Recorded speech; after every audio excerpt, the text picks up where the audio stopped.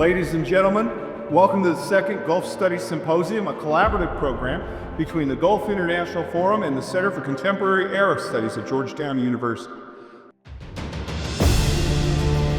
This year, we are honored to host participants from 12 workshops and over 25 workshop chairs who will engage in 2 days of discussion on critical issues facing the Gulf region, including security, prosperity, foreign policy, and U.S. Gulf relations. Also, allow me to thank our partners this year who have worked with us on 4 workshops, mainly the Qatar Debate Center, who are sponsoring today's reception dinner. It is my pleasure to now invite Dr. Dania Thafer, the Executive Director and Senior Fellow at the Gulf International Forum and Professorial Lecturer at Georgetown University's Center for Contemporary Arab Studies, to deliver her welcome remarks. Dania Thafer. Well, it's so great to see so many familiar faces.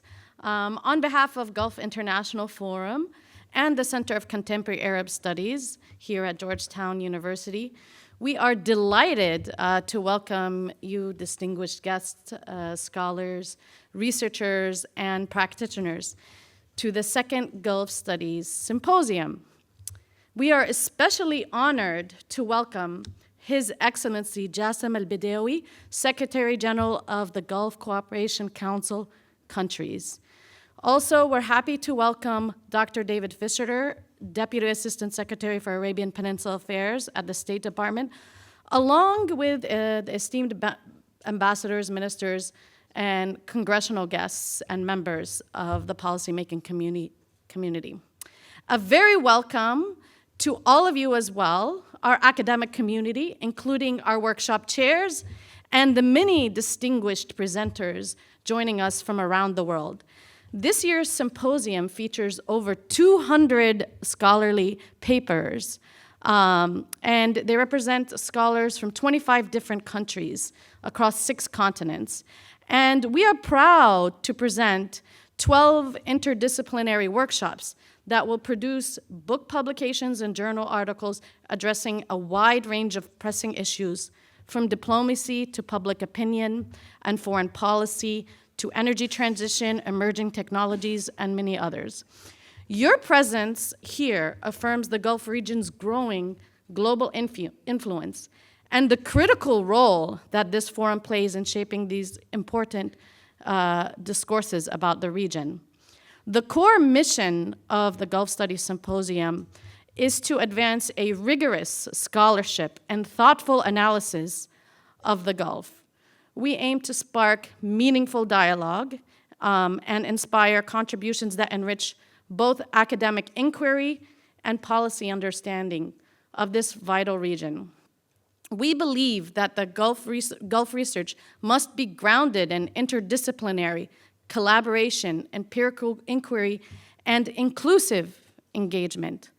And these principles generate insights that not only deepen our knowledge of the region's evolving dynamics, but also support its long-term prosperity, stability, and sustainable development. In this spirit, the Gulf Studies Symposium seeks to enhance policy through scholar-practitioner dialogue. Policy and academic changes are central to our mission of promoting dialogue, understanding, and keeping stakeholders informed about Gulf-related issues. Through our programs, we actively leverage scholarship policy dialogue, connecting leading researchers and practitioners and decision makers to ensure that nuanced, evidence-based perspectives shape public discourse. Our initiatives aim to bridge long-term visions with short-term priorities by highlighting how regional transformations, such as the evolving youth roles or gender dynamics and innovation ecosystems, impact both domestic development and international relations. We also prioritize collaborative research and track to diplomacy, partnering with academic institutions to create platforms for informal dialogue, policy experimentation, and joint approaches to shared global goals. I would like to extend a few thank yous. I would like to first extend my profound thanks to the exceptional director, Dr. Fida Adely of the Center for Contemporary Arab Studies here at Georgetown University, who has been so supportive of our partnership and has really been instrumental in bringing the Second Gulf Studies Symposium to life. And also, as someone that works for her, I also enjoy her leadership. Her trust and encouragement in both this mission of the Gulf Studies Symposium really means a lot. It is also a privilege to collaborate with someone who really truly cares for the Arab world and really pushes forward scholarship on Arab studies every day in her career. We are also deeply grateful to Dr. Joel Hellman, the Dean of the School of Foreign Service, whose outstanding leadership and commitment to international scholarship has created the intellectual environment that makes events like these possible. His steadfast support for regional dialogue and academic excellence is truly invaluable.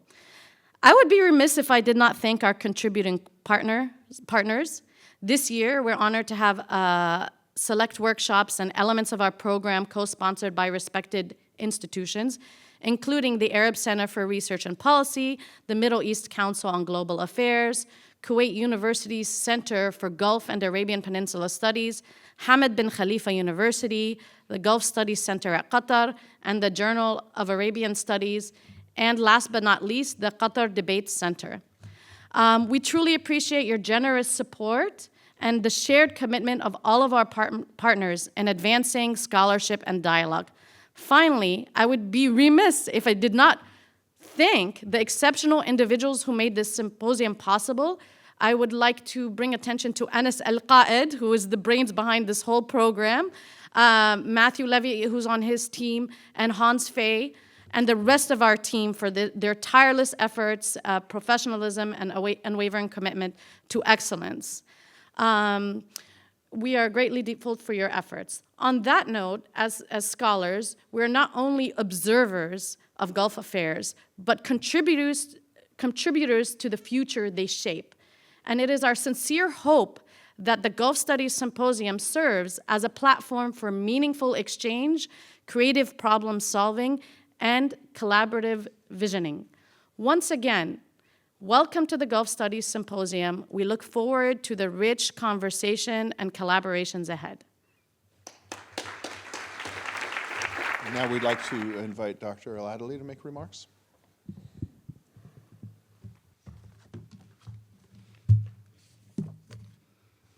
Good evening and welcome. Ahlan wa sahlan. Welcome to His Excellency Jasem Mohammed Al Budaiwi, the Secretary General of the Gulf Cooperation Council, and to all of our distinguished guests. I also want to take this opportunity to thank the Gulf International Forum.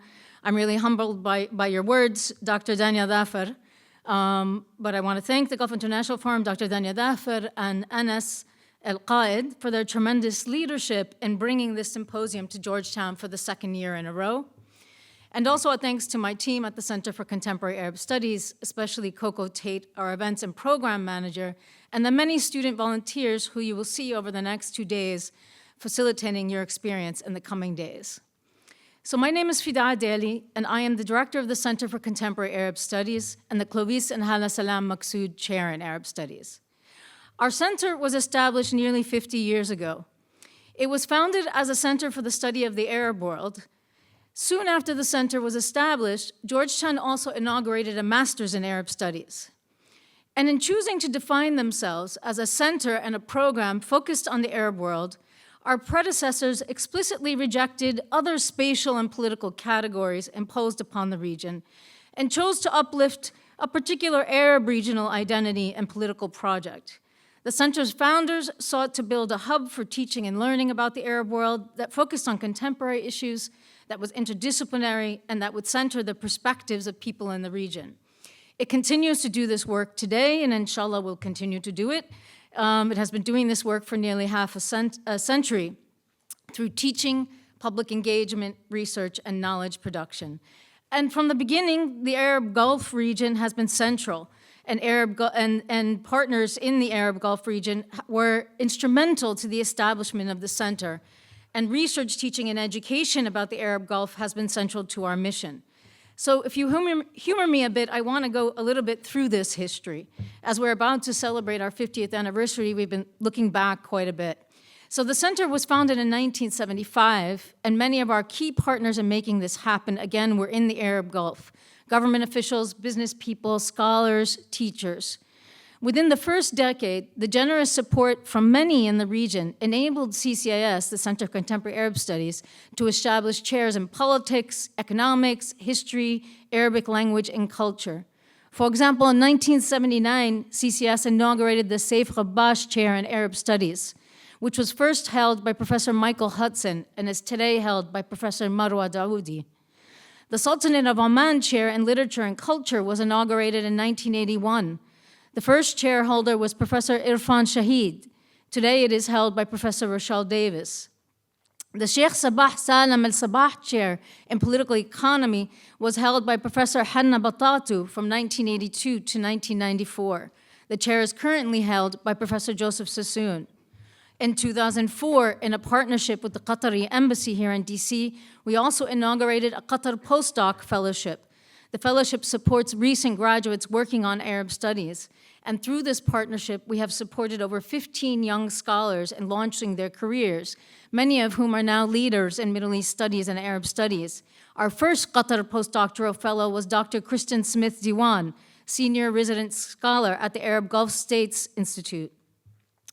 As the endowment of these chairs and our postdoctoral fellowship reflects, the generous support of our partners in the Gulf was instrumental to building Arab studies at Georgetown. The region was also central to our teaching, research, and our core mission of public engagement with diverse constituencies in the US. Just some highlights from the last 50 years. In 1976, our very first occasional paper was entitled Prospects for Continued OPEC Control of Oil Prices, written by Harry DeVeries and Christopher Gabelin. In 1979, CCS screened 2 award-winning Kuwaiti films, The Wedding of Zayn and Besya Bahar, because we also do culture. In 1987, CCS held its 12th annual symposium entitled Political and Economic Challenges in the Gulf. In 1990, we hosted a private seminar for a delegation from the GCC titled The Impact of Contemporary World Developments on the Arab Gulf.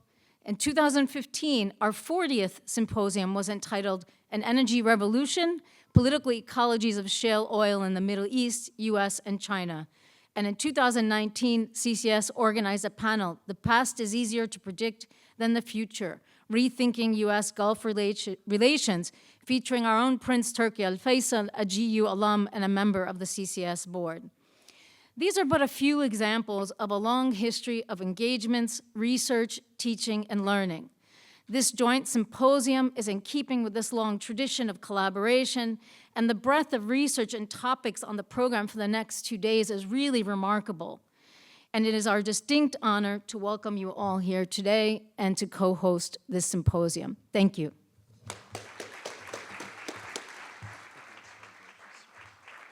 Thank you, Dr. Adely.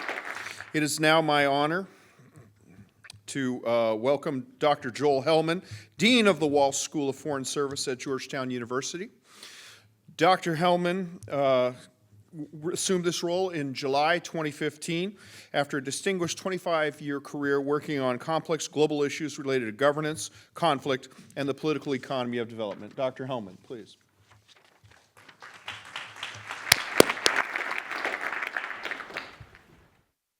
Thank you very much, and it's great to be here. I want to sort of welcome the Gulf International Forum and the Gulf Symposium here. What an extraordinary event, 28 chairs, 12 workshops, 210 presenters. This is really an extraordinary milestone in deepening our understanding of the Gulf region and its contribution to our understanding of the world. I want to welcome here our special guest and keynote speaker, the GCC Secretary General, Jasem Mohammed Al Budaiwi. I want to thank very, very much the Center for Contemporary Arab Studies and the Gulf International Forum for bringing together this extraordinary group of experts and scholars for the second year. And thank very much Dr. Thafer and Dr. Adely for their leadership. We obviously gathered together in an extraordinary moment in global history, an extraordinary moment here in the United States. You've been hearing a little bit about the history of the Center for Contemporary Arab Studies, about the history of this forum. Let me tell you a little bit about the school that is hosting you tonight, the School of Foreign Service. It's the oldest school of international affairs in the United States. We were created over 100 years ago at another extraordinary moment in global history in the immediate aftermath of World War I and the destruction that it wrought around the world. For 100 years, we have been training generations of people who were motivated by the mission of building another century that understood the lessons of that war, responded to the lessons of that war, as well as other global problems like pandemics and others that were shaping each and every one of us. And for 100 years, we've been training generations of leaders around the world to engage in the mission of promoting peace and prosperity around the world. We like to think that we have had a role in shaping the way the global order has itself developed, how the United States has worked within it. Well, 100 years after our founding, we find ourselves in another critical moment in which the global order is changing before our very eyes, in which the United States is rethinking and re-engaging its role in the world and deciding what role it wants to play in the world. And obviously, we are focused very much on the changes that are happening here in the United States. But I actually think that we have to recognize that the changes happening here in the United States really reflect a deeper set of changes that have been going on for many, many years prior to this, in which the global order itself is shaping to reflect a different structure of power, a different structure of economic innovation, a different structure of social and cultural engagement around the world. We are moving from a world of bipolar Cold War, a world of unipolar American hegemony, to a world of multipolarity, a world in which there is strength in so many countries around the world who are playing a critical role in defining how we respond to global problems. And in that new order, in that reshaping of the global order, it's clear that the Gulf region has played a critical role in economic innovation, a critical role now increasingly in diplomacy and global diplomacy around the world, a critical role in trying to bring the world together on common problems like education, like environmental change, and other global issues. The Gulf region is now a solid and critical center of engagement that is reshaping the world order.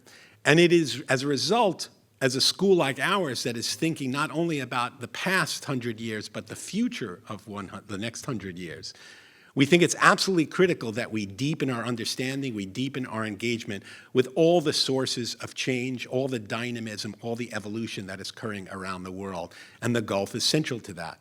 It's why we're proud to have a deep engagement with the Gulf at Georgetown University, with our full campus in Qatar, with our programs that we're developing in Dubai, and partnerships around the Gulf region. And it is why we are so pleased to be hosting this particular conference. Not only because it brings together such an extraordinary range of scholars and practitioners, but because, as the previous speakers have suggested, because this is rooted in scholarship, in a depth and understanding of regional dynamics and the contribution of the Gulf region to the world and the impact of the world on the Gulf region. It needs to be rooted in scholarship. It needs to be rooted in deep understanding. It needs to go beyond some of the rhetoric and polarization that we kind of see in the current environment of engagement as the world changes. And that's why this is so important. So I welcome very much the next several days of conversation and debate and discussion. I'm sure there will be much to debate and discuss, like any good academic conference. And I want to assure you that we are looking forward to integrating some of the results, some of the ideas, and some of the creativity that comes out of these next days in our understanding of the global order to come. So thank you very much for gathering here. Thank you for being part of our campus community, and we look forward to the results of your work. Thank you very much.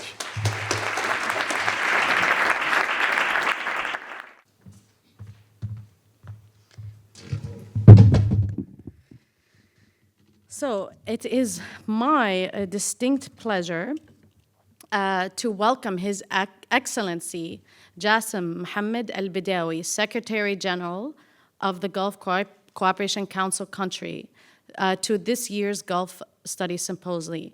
Widely regarded as one of the Gulf's most accomplished diplomats, His Excellency brings over 3 decades of distinguished service defined by deep commitment, diplomacy, dialogue, and the advancement of Gulf interests on the global stage.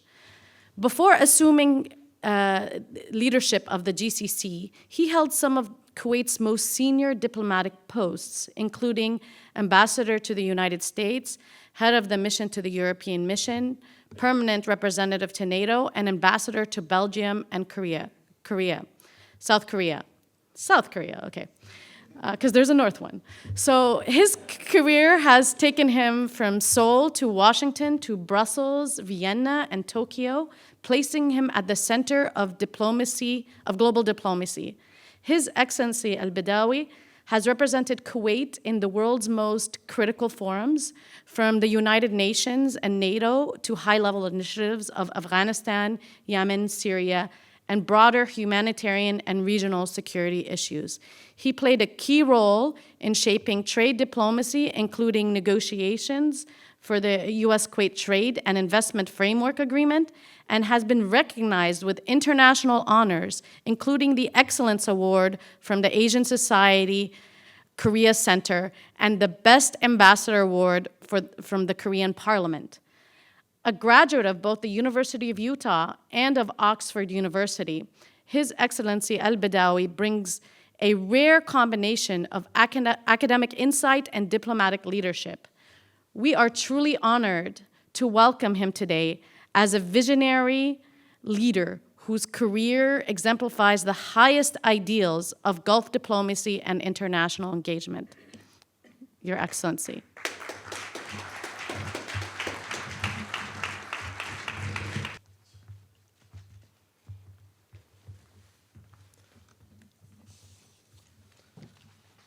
Hearing Ms. Thafer talk about my career, I was wondering if it's time for me to retire.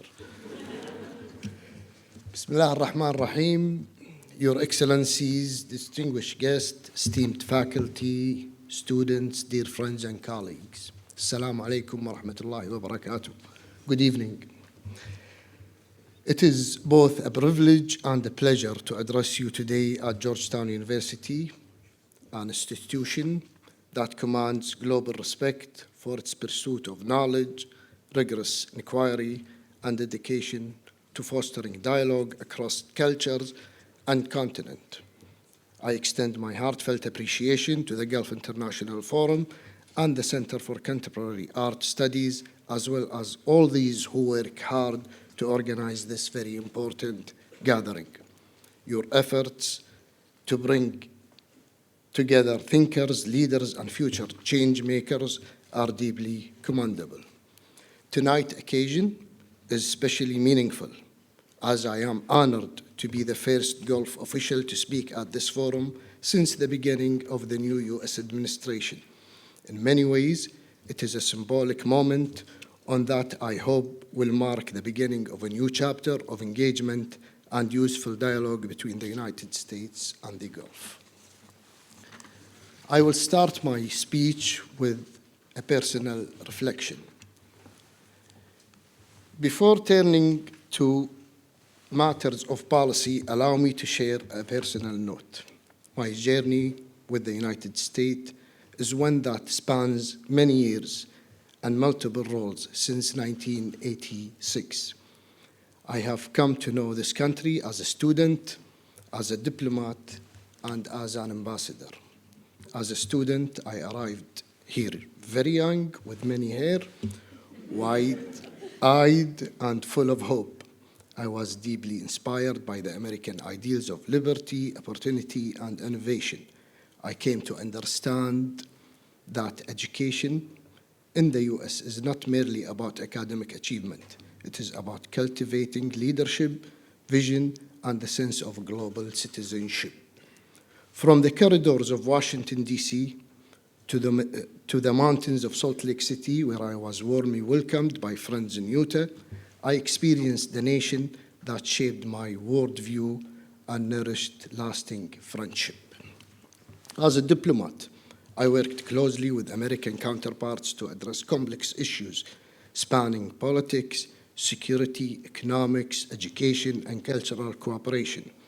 I witnessed firsthand the transformative power of diplomacy when it's anchored in mutual respect and guided by shaped purposes. As an ambassador, I had a great honor to represent my country, Kuwait, in Washington, where I came to appreciate more deeply the depth of U.S. Gulf ties. That experience left me with a firm conviction that the relationship between the United States and the Gulf Cooperation Council is not only vital and strategic, it is essential to regional and global stability. Allow me to move to the U.S. GCC partnership, a foundation of trust. For over 4 decades, the United States and the 6 member states of the GCC, Bahrain, Kuwait, Oman, Qatar, Saudi Arabia, and the United Arab Emirates, have forged a resilient and enduring partnership built on mutual trust, shared values, and common interest. This alliance spanned political dialogue, military coordination, trade, investment, and cultural exchange. It is one of the most robust, multifaceted, and timely tested partnership in the international system. From moments of crisis to periods of prosperity, we have stood side by side. The liberation of my own country, Kuwait, in 1991 is a defining example, a moment that affirmed the moral clarity of our alliance and the unwavering commitment of the United States to international legitimacy. That bond remains unshaken to this day. Economic ties and shared prosperity. Our partnership extends well beyond security and diplomacy. It is equally a story of economic independence and shared prosperity. In 2023, trade between the United States and the GCC exceeded $90 billion. U.S. export to the Gulf support tens of thousands of American jobs, while Gulf exports sustain global energy markets and supply chains.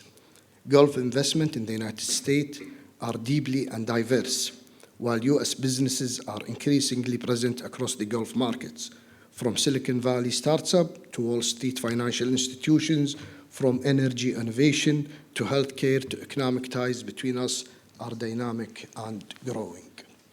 Moreover, and that's a subject that is very dear and close to my heart, more than 37,000 students from the GCC are currently studying at American universities. These young people are not only enriching their minds, they are building a lifelong bridges between our societies. The GCC, a model of regional cooperation.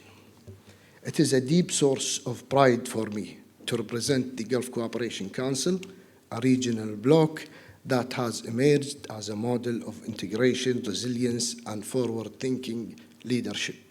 While a population of over 57 million, nearly half under the age of 30, the Gulf is young, ambitious region ready for transformation. Our combined GDP reached approximately 2.1 trillion in 2023, and projection estimated it could rise to 6 trillion by 2050.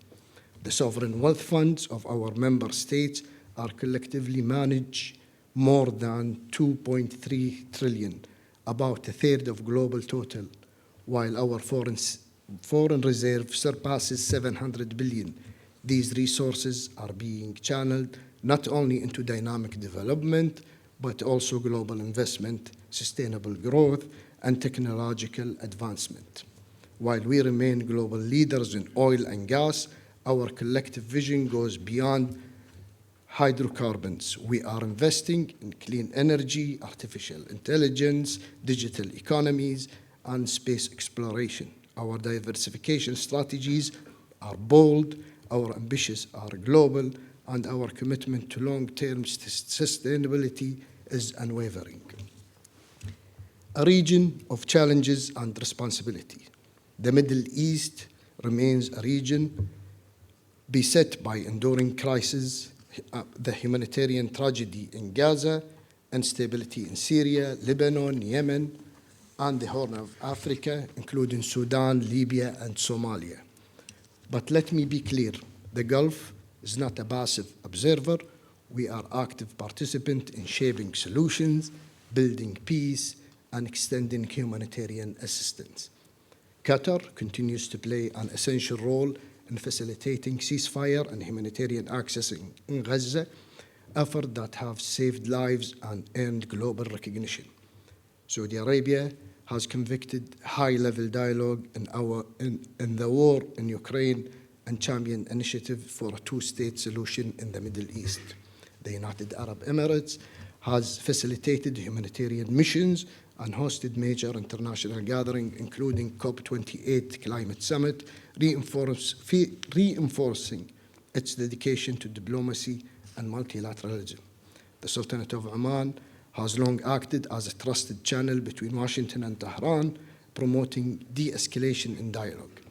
At the 33rd Arab Summit, hosted by the Kingdom of Bahrain in May 2024, Arab leaders unanimously called for the convening of an international peace conference under the United Nations auspices to resolve the Palestinian issue based on the two-state solution.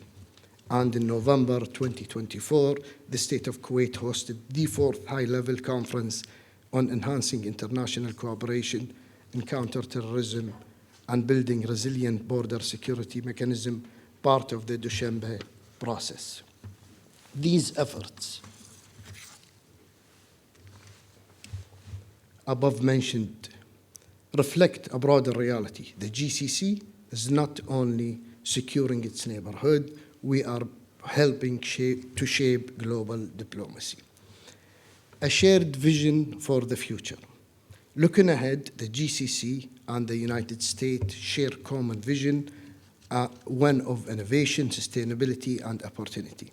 Each of our member states is pursuing an ambitious national development agenda, from Saudi Arabia Vision 2030 to Oman's Vision 2040, from Qatar National Vision 2030 to UAE Vision 2071, from Bahrain Economic Vision 2030 to Kuwait Vision 2035. These blueprints are not just policy papers, they are roadmaps for economic diversification, technological leadership, and social progress. They are attracting global talent, fostering entrepreneurship, and expanding our horizons. We see the United States not just an ally, but as a partner of choice in these transformation plans. Together, we can lead in clean energy, advanced technology, digital infrastructure, and sustainable development. Together, we can empower the next generation and safeguard our shared planet. An enduring commitment. Let there be no doubt, our commitment to this partnership with the United States is unwavering.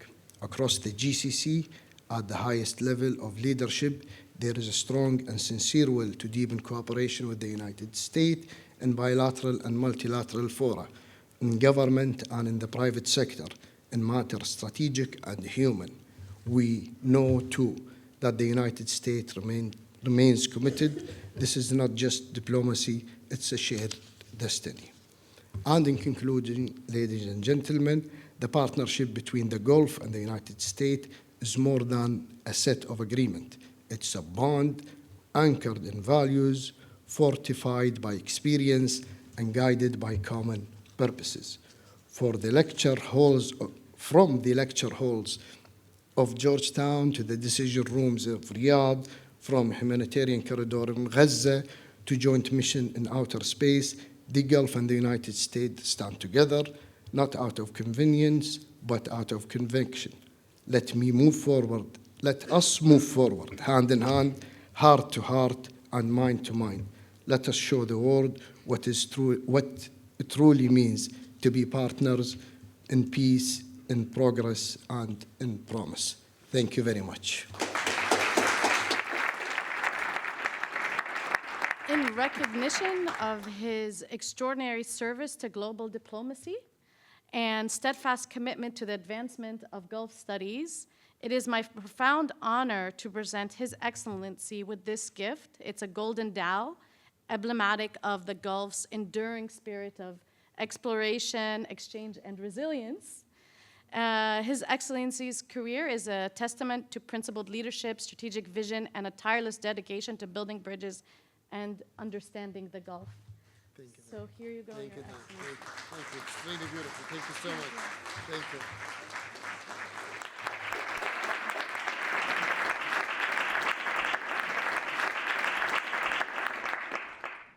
Oh, my pleasure. It's such a pleasure to have you here. We're honored to have you open up our session. Thank you so much. Thank you so much.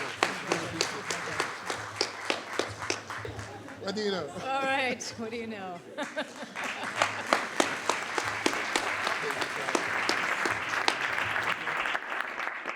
Now, having seen the gift exchange, it is time for all of us to have a treat. And that treat is the director of our panel, Dr. Rory Miller of Qatar University. Dr. Miller will introduce the panel and we'll have a brief discussion.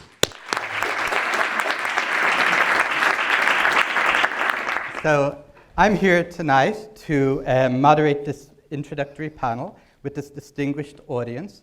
And my name is Rory Miller. I'm professor of international politics at Georgetown University, Qatar. The panel's topic is Gulf Studies, Bridging Scholarship, Policy, and Practice. And we have a distinguished group. I will give a brief introduction to who they are, and you can see their full biographies, impressive as they are, in the booklet for this weekend's event. So our first panelist is Dr. Dania Thafer, who needs no introduction, but I will give one anyway. Dr. Thafer is the Executive Director of the Gulf International Forum and Senior Professorial Lecturer at Georgetown Center for Contemporary Arab Studies. First of all, on behalf of everyone, including everyone up here, thank you for bringing this great event together. And it's super exciting, and we're looking forward to participating over the next few days. Our second speaker is my colleague and former boss, Dr. Gerd Nonneman, Professor of International Relations and Gulf Studies and Chair of International Politics at Georgetown University in Qatar. And our third speaker is a renowned expert, Dr. F. Gregory Gause, who is a visiting scholar at the Middle East Institute in Washington, D.C., and also Professor Emeritus of International Affairs at the Bush School of Government and Public Service at Texas A&M University, from which he retired in January 2025. Thank you all. Just a few rules, I guess you could say. Time is of the essence. I would ask you all, when I ask the questions, to just speak for about 3 minutes each, if possible. We'll have 2 rounds of questions, and then hopefully we can have some Q&A time from the audience. Now, I'm going to start with Dr. Nonneman. Gerd, I think it's very fitting, given your role as the founding editor of the main and leading journal in Gulf Studies, the Journal of Arabian Studies, can you talk briefly to the evolution of Gulf Studies in terms of some of the emerging trends and scholar profiles that you see today? Right, in 3 minutes. Yeah, sure. Let me refer folks to an article that I wrote with James Onley 3 years ago in the Journal of Arabian Studies, which really looks at the evolution of the whole field, stretching back, well over 100 years, but really focusing on its explosion, and it's finally joining the mainstream of Middle Eastern studies in the last 25 years. It emerged, as we discussed where Gulf Studies is now going. Gulf Studies really, I suppose, emerged in force in the mid to late 1970s with a whole series of conferences, Exeter and elsewhere, and a number of key publications. But it really stayed outside the mainstream. It remained something of a fringe subject until really the last 25 years or so. And then it was a real explosion of publications. You can see all the information about this, the graphs, the charts of publications, of centers that evolved, of key scholars, key publications in that article in the volume 10, number 1, volume 10 of the Journal of Arabian Studies. So having said that, what I've observed in the last sort of decade or 15 to 20 years or so, I suppose I know that Dania is going to talk more in detail about things that she's discovered by surveying the recent publications. But a number of things stand out to me. One strand of scholarship has been foreign policy, the foreign policy of the Gulf states, both in their own rights, how these small states fit into the general study of smaller states in global politics, how they navigate their security needs as being vulnerable and relatively small. But secondly, also an increasing attention for how that interacts with a shifting global order. And of course, that's particularly important right now. And there's quite a lot of interesting literature coming out on this. I'm sure Greg's going to talk about this more specifically. The second strand that stands out to me is political economy. And of course, the political economy, particularly of what used to be called rentier states, now we're talking about late rentierism. And in that, to what extent does that still determine the political nature of these countries, but also to what extent does that constrain or enable, or what does it tell us about the possibility of diversification, economic reform going forward? Something that Dania herself has written a superb book on called Creative Insecurity, about the question, and this is I use her book as an example of that second set of studies that's now becoming so important. It's really about what does one do with the potential opportunity of a youth bulge to enable innovation and diversification and so on to come through, because the alternative is a disaster. So that's sort of a second set of very interesting new work that's coming through.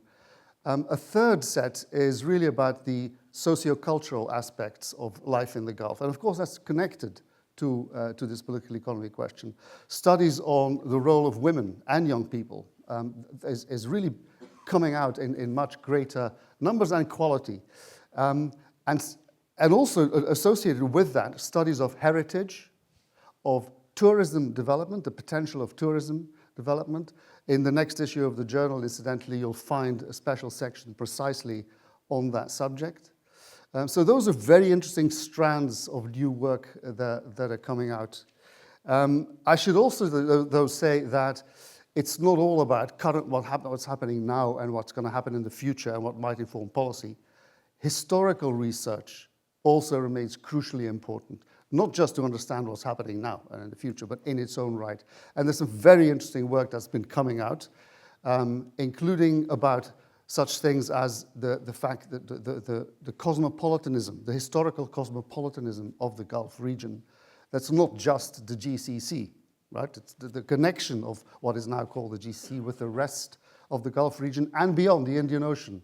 Some very, very interesting work that's been coming out and is continuing to come out there. There are also studies about more localized questions based on archival research and primary sources. Very, very interesting stuff happening about work coming out now in recent years. One of the things that strikes me about all of this, and I'll stop with that, is who is doing this research.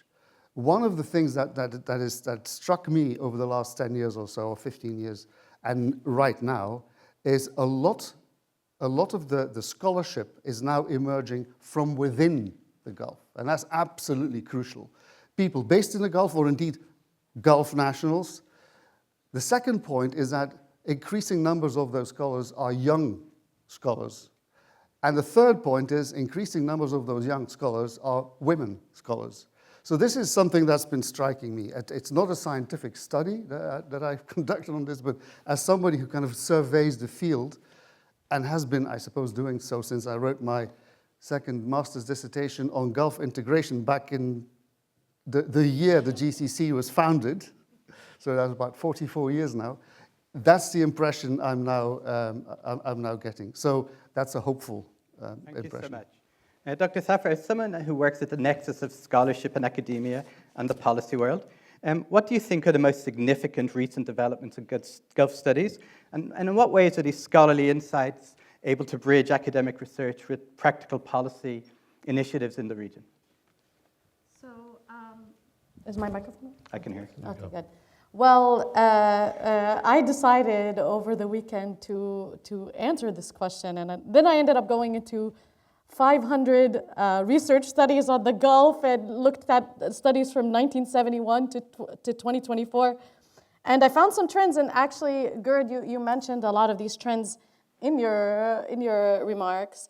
So the research of Gulf studies since 2015 has tripled in volume. There's like a clear trajectory. Gulf studies has moved from a broad, descriptive, and externally framed analysis to more critical, like specialized and internally driven inquiries. And so it's not simply just trying to explain why the region is stable anymore. It is now exploring how the Gulf states are managing transformations across politics, society, and even the global economy. Early research in the 1970s and 1980s really focused on state formation, women in development, in a kind of superficial way, to be honest, and social modernization. And from the 1990s onward, especially after 2010, topics have really diversified and deepened. And they were shaped by many global events such as the Gulf War, the Iraq War, and then the Arab Spring has really pushed Gulf studies forward as that is almost like an inflection point or a critical juncture where the Gulf states played much more of a regional and a global role. So as I mentioned, that since 2015, scholarship has matured significantly, responding to the national visions of the Gulf states, technological transformation, and new global alignments. And okay, I wanted to see if my chart was here, and it is. So basically, you can see on the left here, there's like a pie chart showing the distribution of the type of studies, of Gulf studies. And then you can see the bottom pie chart, I'm not sure if everyone can see it, shows the distribution as well post-2015.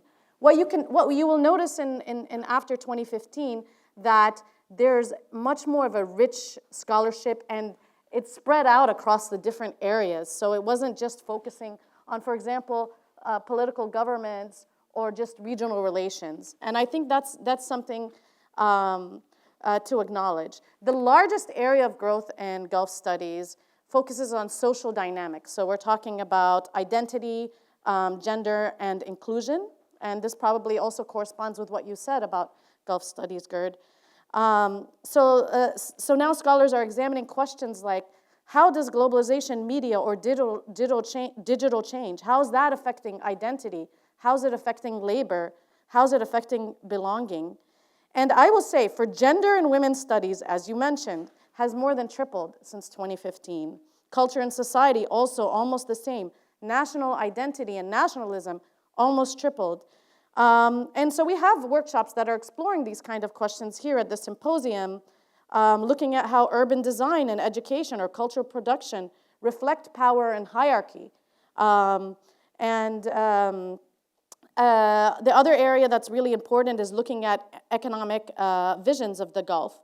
Now, we know that historically Gulf studies focused on rentierism and how oil affects the society and how dependency on oil affects political logics.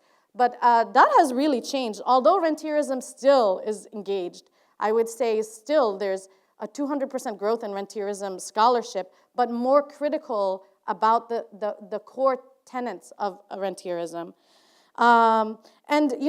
I think like the early 2010s, you saw diversification as a topic in general, like how are these countries going to diversify from oil? But now you're seeing more outcome-based, sectoral-focused sort of diversification questions, talking about innovation or sustainability, and even decolonial theory when it comes to diversification. Energy and sustainability is a huge topic. Prior to 2015, the questions were all around oil security and securing oil for the West, or how oil affects society. But now it's more about climate diplomacy, green energy, environmental governance, low carbon strategies, hydrogen investment, green mega projects. And we have a workshop actually at the forum that talks about these issues as well. Political governance was a very strong field before 2015, is still very strong, but only grew about like 16%. And so now when you look at governance, before it asked a lot of questions about, dynastic states and rulers. Now, and a lot of focus on rentierism. So every kind of subcategory in Gulf studies has a vein of rentierism in it in the early studies. But now the studies are looking at elite bargaining. How do elites in societies or business elites or different elites affect the governance? Selective institutional form, how the Gulf states are reforming institutions to adapt to global changes and domestic changes, or strategic modernization. I'm almost done, I know, Rory. So foreign policy, which Greg has been more than kind to actually cover this topic, so I'll say very briefly what I saw in the trends. It really went from this dependency kind of theoretical view to a multipolar engagement kind of view. And so, and in this area, research has more than doubled since 2015.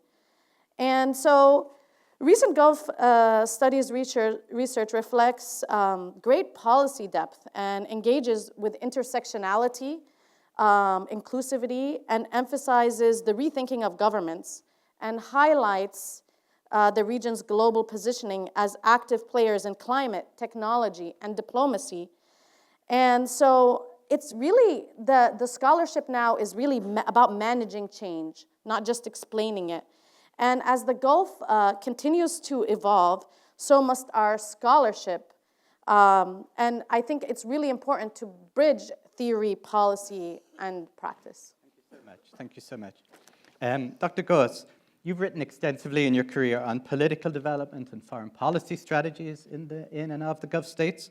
In what ways, and this is particularly interesting to me because I work on small states that don't have hard power, in what ways have Gulf states reshaped our understanding of regional power beyond traditional hard power frameworks? And how should Gulf studies as a field respond to these developments within the Gulf states? I've got my phone and I'm going to hit my 3-minute timer. There we go. So I think that the literature on the foreign policies of the Gulf states has been very much concentrated on individual states. And I think the next step is to do it in a more thematic way. As you said, that these are states that, as the journalists like to say, punch above their weight. With the exception of Saudi Arabia, which is a real middle power on the global scene and a major power on the oil scene. The other states in the Gulf punch above their weight because they have money, there's no question about that, but because of the way they have deployed their resources. And I think that the most interesting development over the past 30 years is not so much the ambition to do that, which I always saw being there, but the ability, because the cadre of diplomatic resources, I mean the human capital in the foreign ministries of these small states, like the UAE and like Qatar and like Kuwait, is gotten quite remarkable. And I think even the Gulf Cooperation Council, you can ask the Secretary General. My experience is that the staff there is extremely impressive.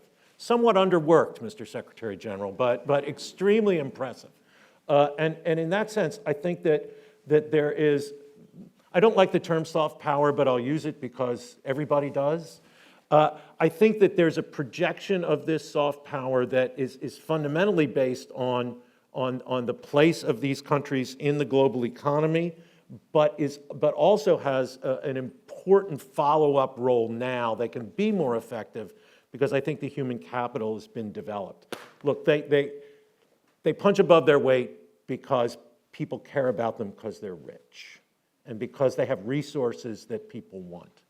But the only reason they can do that is they've developed their own resources to be able to do that.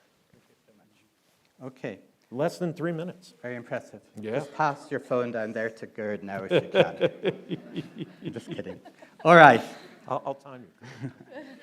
Okay, Gerd, your second question. And it builds a bit on Dania's first question. In terms of what sort of policy-relevant work are you particularly excited about at the moment? And how do you see this influencing the future of Gulf studies in terms of policy research? Right, well, I'll preface it by saying what I said towards the end of my previous comments, namely that it's not all important Gulf scholarship should be about policy, but it can inform it. So I'm talking about, of course, the history, the archaeology even, the heritage, and so on and so on. Those things are can be very exciting work, and some really exciting work has just come out in the journal too, and will come out in the next couple of issues on that. So that's the first thing. Secondly, though, I am excited, and I think it's important that work is done on the sorts of things that Dania, she'll get embarrassed, but I have to take it as an example again of this kind of work on the political economy of these states and the potential, the hows and whys and constraints and enabling factors of transformation, economic transformation. There's huge potential now. Right now, we see there's huge potential. There's forces already, as you just pointed out, Greg, that enables these states to punch above their weight, so to speak, or to punch up through their increased weight in the world's. But for the future, there's more that's going to have to be done.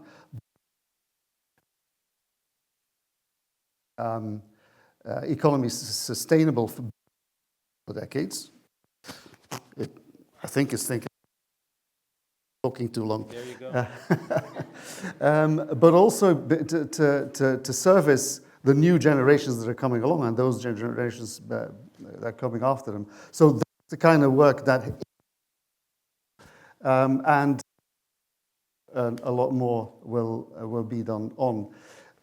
And then there are the more specific things, definitely on foreign policy, the foreign policies of these states, to try and figure out how that reflects general other small states' foreign policies or foreign policy options. But one of the areas that you hinted at just now, Greg, is I think that's really important, and some fantastic work was done by Adam Hania on this. It's not just that these states have money and have oil or gas, as well as a strategic location. It's that actually they become critical to the function of the global economy.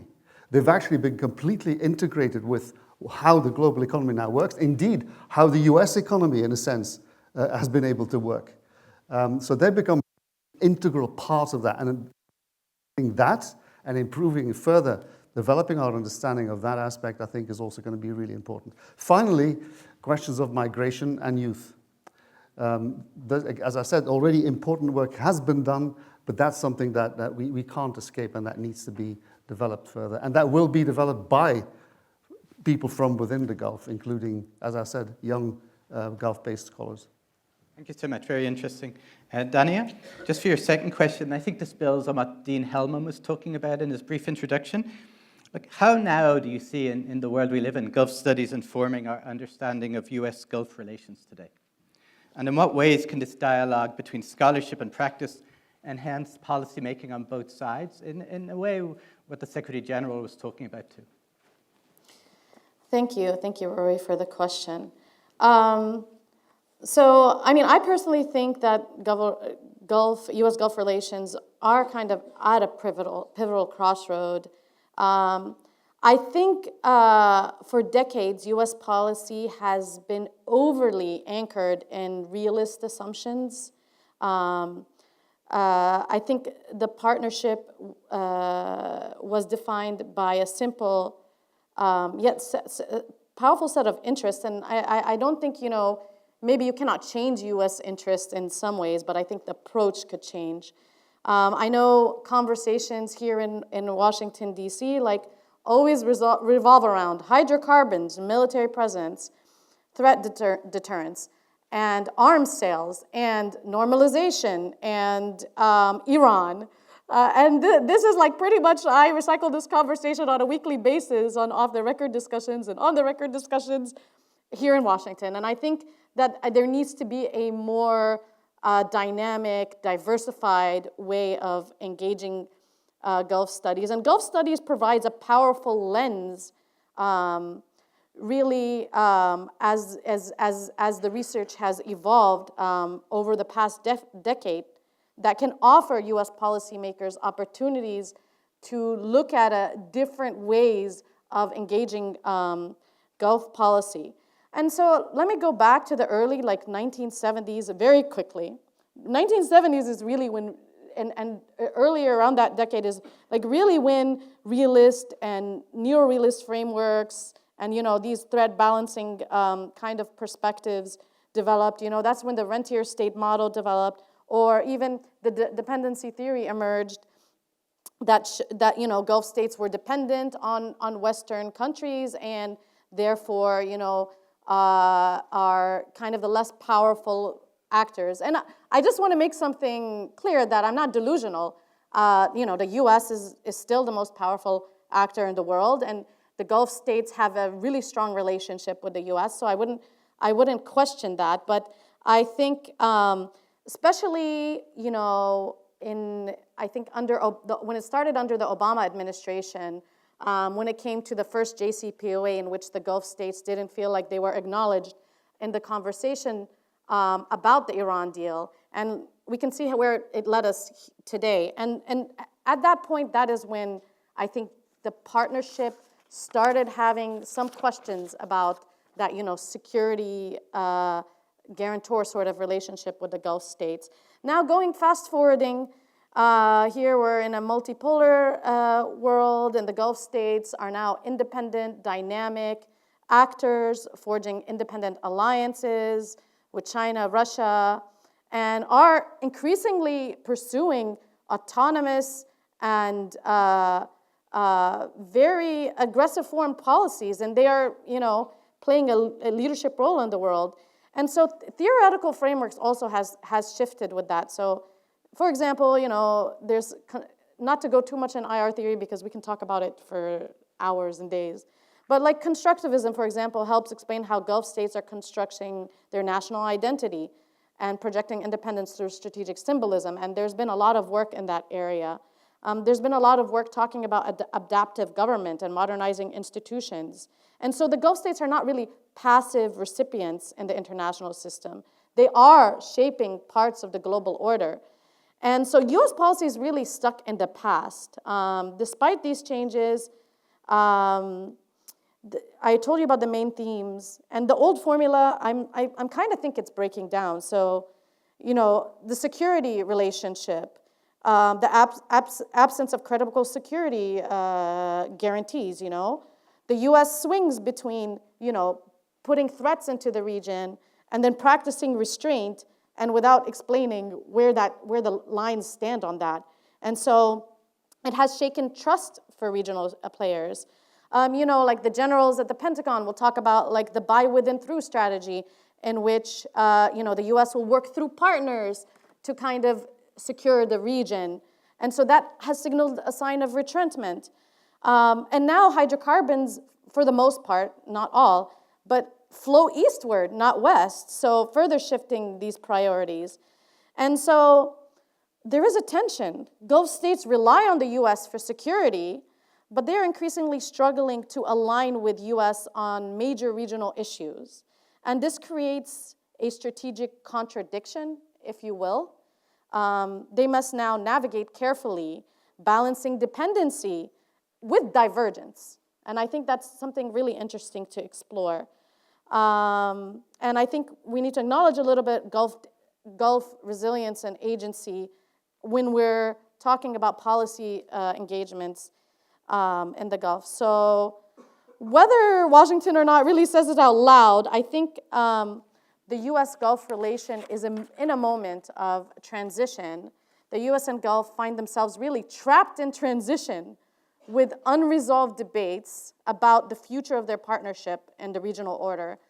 And so the old paradigm, which I know is an old one, but the oil for security or whatever those different cliche statements are said by some policymakers, not all, really no longer holds. And yet U.S. policy kind of remains locked in a framework. I wouldn't say oil for security because that's really reductionist, but locked in a framework that really does not reflect reality. And moving forward, we need to have, I think, from the US perspective, a more adaptive, collaborative, and forward-looking strategy, one rooted in shared innovation, diplomatic respect, and deeper engagement in Gulf society.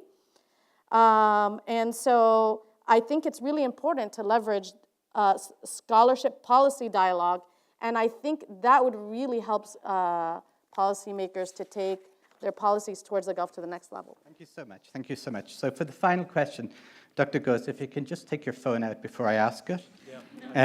I've got it out. Good. Building on your first question, or your first answer, and also some of the points Dania made, you know, we live in an increasingly multipolar and multi-complex global system.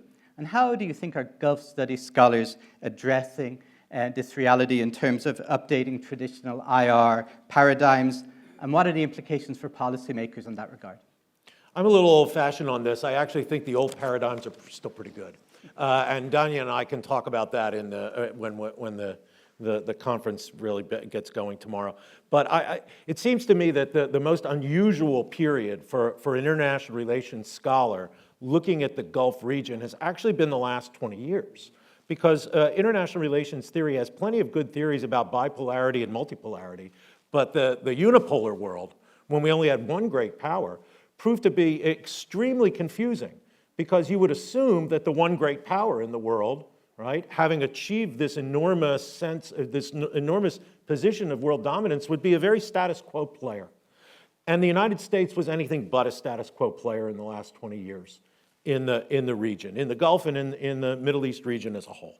And I think that we're still puzzling over why the United States played this role, this extremely disruptive role in the region, and then that leads to this kind of, and then we're going to draw back, but no, we're not really going to draw back. I think that what we're seeing with the emergence of multipolarity, and that emergence is as much in the mind of policymakers in the region as it is in the facts that you can list on a table. And the facts you can list on a table, the United States is still the dominant world power from a point of view of economy, military, all sorts of the tangible, kind of measurable aspects of power. But there's a clear belief among elites around the world that multipolarity is emerging. And so to some extent, because they believe it, it is. And I think what we're going to see is a classic hedging strategy, right? Which is not at all unusual for small states in a multipolar world. You hedge. You have excellent relations with, if you will, your traditional ally, but you want to keep your avenues open to the other emerging powers, and thus you are reluctant to sign on to policies that require a dramatic choice of one or the other. And we're seeing that in the Gulf right now. Right? When I go to the Gulf, what I hear from people is, don't make us choose between you and China. Don't force us into a position vis-a-vis Russia that will damage our interest that we have to maintain with Moscow as another big oil producer.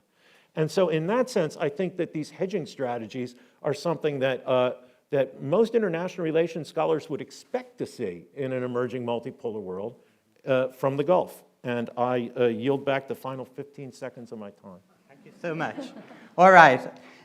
With 30 seconds to go before we've been ordered off the stage, I would like to thank all three esteemed panelists for really kicking off the next 2 days of debate and presentations and discussion in a most fitting way. So thank you so much, everybody.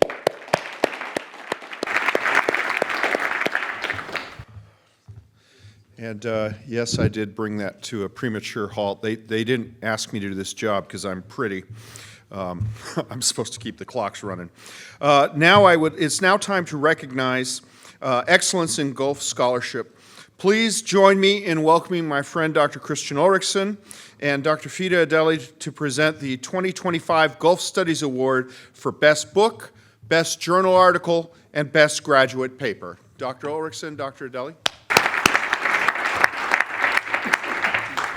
Thank you very much. And building on the scholarship that was being discussed, the expansion of Gulf studies, the rich disciplinary evolution of our field, it's an absolute pleasure to ask Dr. Courtney Freer to come up to receive this award for her study of the political system in Kuwait, which is an incredibly rich, detailed study of the origins, the evolution, the occasional speed bumps along the way, and which I think is probably more relevant today than ever. So, Courtney.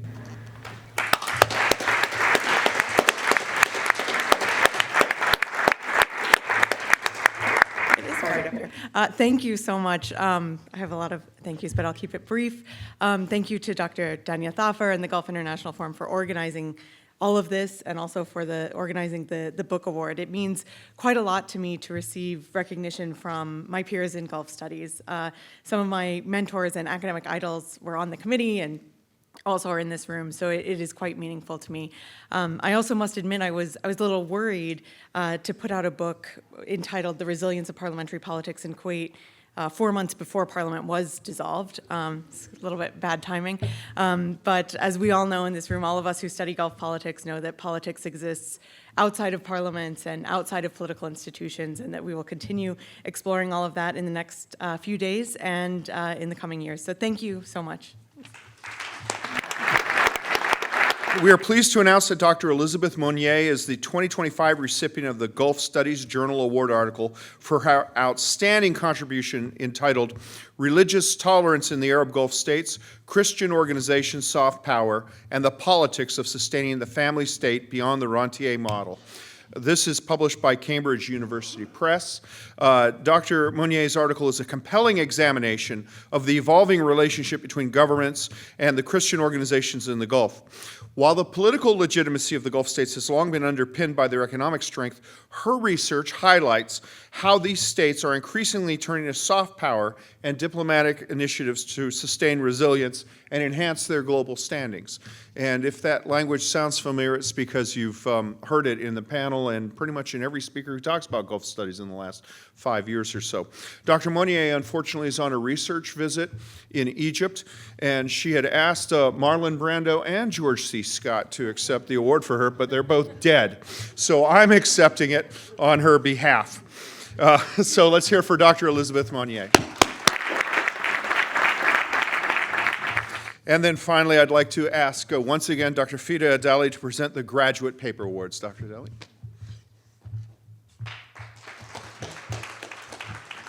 Okay, so it is my honor to announce the winners of the Graduate Paper Award. They are Dana Abu Haltam, a PhD student at the University of Tennessee, and Felix Matheson, from right here at Georgetown, the Center of Contemporary Arab Studies. Dana won the award for her work, Beyond Survival, Saudi Arabia's Geopolitical Strategy Amidst U.S.-China Competition, and Felix for his paper titled Gulf in Understanding, Challenging Prevailing Narratives Around Sports Investment in Qatar and Saudi Arabia.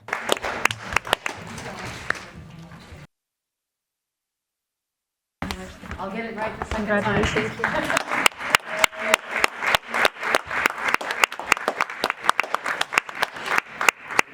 Thank you again, Dr. Adely.